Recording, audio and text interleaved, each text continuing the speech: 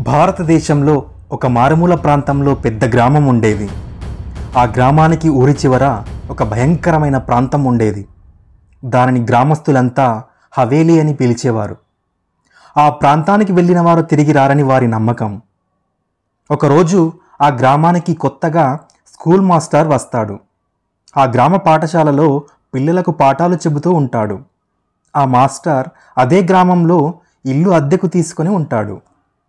ఆ గ్రామ ప్రజలు కొత్తగా వచ్చిన స్కూల్ మాస్టర్కు ఆ ప్రాంతం గురించి వివరిస్తారు. అక్కడకు వెళ్ళొద్దని చెప్తారు.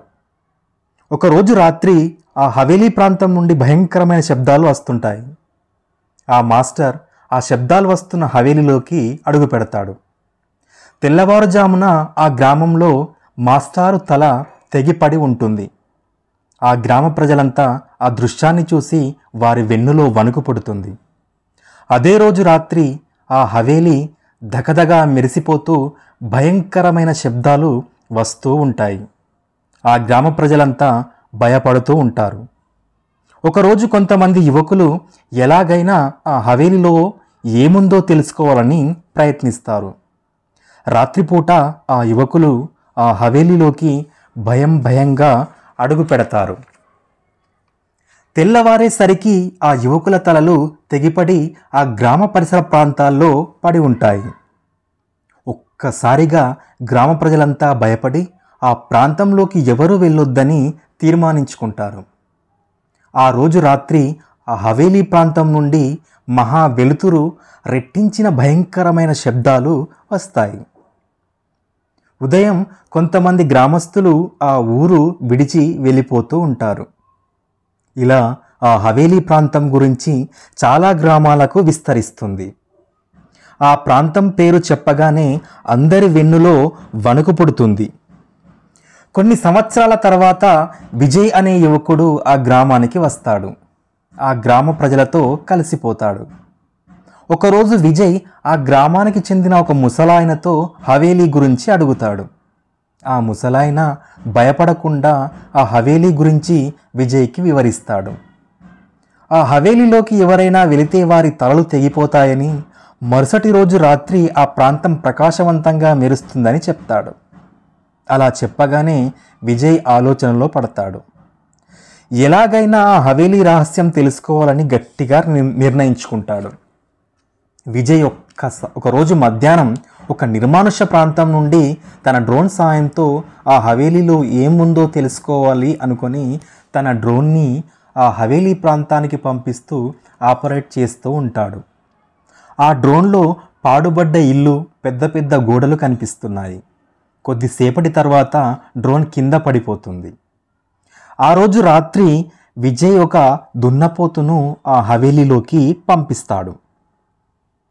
తెల్లవారేసరికి ఆ దున్నపోతు తల ఆ గ్రామ ప్రాంతంలో పడి ఉంటుంది. ఆ తలతో పాటు డ్రోన్ కూడా ఉంటుంది. విజయ్ ఆశ్చర్యానికి లోనై ఎలాగైనా ఈరోజు తానే హవేలీలోకి వెళ్ళాలని నిర్ణయించుకుంటాడు. విజయ్ ధైర్యంగా ఆ హవేలీలోకి అడుగు పెడతాడు. విజయ్కు తెలుసు, ఏదైనా హవేలీలో చనిపోయిన తర్వాతి రోజు హవేలీ ప్రకాశవంతంగా వెలుగుతుందని. విజయ్ అనుకున్నట్టుగానే హవేలీ ఆ రోజు రాత్రి దేదీప్యమాన్యంగా వెలిగిపోతుంది. ఆ వెలుతురులో హవేలీ మెరుస్తూ ఉంది. ఆ వెలుగు వైపు విజయ్ వెళుతున్నాడు. అక్కడ ఒక పెద్ద ముగ్గు, ఆ ముగ్గులో ఒక పెద్ద దీపం. ఆ దీపం వెలుగు వలె ఆ హవేలీ ప్రకాశవంతంగా వెలుగుతుంది. విజయ్ మెల్లిగా ఆ ముగ్గు వైపు కదలసాగాడు. ఆగు, అటువైపు వెళ్ళకూడదు, వెళితే నీ తల తెగిపడుతుంది అని ఒక అదృశ్యవాణి వినిపిస్తుంది విజయ్కి. విజయ్ ఆ అదృశ్యవాణిని ఎవరు నీవని ప్రశ్నిస్తాడు. అప్పుడు ఆ అదృశ్యవాణి వెనకకు తిరిగి చూడు అని విజయ్ని అంటుంది. విజయ్ వెనకకు తిరిగి చూడగానే చాలా ముగ్గులు, ఆ ముగ్గుల మధ్యలో దీపాలు వెలుగుతూ ఉంటాయి. ఏంటి ఇవన్నీ అని ఆ అదృశ్యవాణిని ప్రశ్నిస్తాడు విజయ్. చాలామంది మంత్రగాళ్ళు ఎన్నో సంవత్సరాల నుండి ఈ ముగ్గుల మధ్యలో తపస్సు చేస్తున్నారు. ఎవరైనా ఆ ముగ్గులోకి ప్రవేశిస్తే వారి తల తెగిపడుతుంది. వారి రక్తంతో మరుసటి రోజు ఆ ప్రాంతమంతా ప్రకాశవంతంగా వెలుగుతుంది అని ఆ అదృశ్యవాణి సమాధానం ఇస్తుంది. అయినా నీవు ఎవరు? నాకెందుకు ఇదంతా చెప్తున్నావని విజయ్ ప్రశ్నిస్తాడు. అప్పుడు ఆ అదృశ్యవాణి, నేను కూడా ఒక మాంత్రికుణ్ణి. ఇలా అందరినీ చంపితే తిరుగులేని శక్తి ఈ మాంత్రికులకు స్వంతం అవుతుంది. ఆ శక్తితో అసురగణానికి ఊపిరి పోస్తారు. ఇది తప్పు అని చెప్పినందుకు నా ఆత్మను ఇలా గాలిలో బంధించారు. ఈరోజు పౌర్ణమి. ఈ రాత్రిలోగా వీళ్లను ఆపకపోతే సర్వమానవాళికి వినాశనం తప్పదు. వెళ్ళు. ఆ ముగ్గుల దారిలో ఒక పెద్ద నీలిరంగు ముగ్గు మధ్యలో ఒక పెద్ద గ్రంథం ఉంటుంది. దానిలోని ప్రతి మంత్రాన్ని చదువు. ఆ మంత్రాల శబ్దానికి ఒక్కొక్క ముగ్గులోని మాంత్రికుడు చనిపోతాడు. మీ నాన్నను చంపినందుకు తగిన ప్రతీకారం తీర్చుకో అని ఆ అదృశ్యవాణి చెప్పగానే విజయ్ ఆ ముగ్గుల దగ్గరుండి ముందుకు నడవసాగాడు. ఆ ముగ్గులలో నుండి మాంత్రికులు భయంకర శబ్దాలను దాటుకుంటూ ఆ నీలిరంగు పెద్ద ముగ్గు వరకు చేరుకొని ఆ గ్రంథాన్ని తీసి చదవసాగాడు విజయ్. విజయ్ అలా చదువుతుంటే బీభత్సమైన అరుపులతో, ప్రకాశవంతమైన వెలుగుతో ఆ మాంత్రికుల శక్తి ఒక్కటై పదునైన ఖడ్గంగా మారుతుంది. ఆ ఖడ్గం విజయ్ తలను తెగ నరుకుతుంది. తలా మొండెం నుండి వేరే చాలా దూరం పడుతుంది.